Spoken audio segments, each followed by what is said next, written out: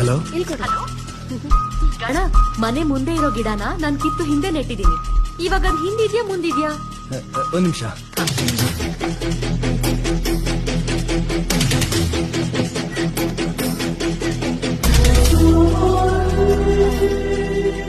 ಇದೇ ಮರನಾ?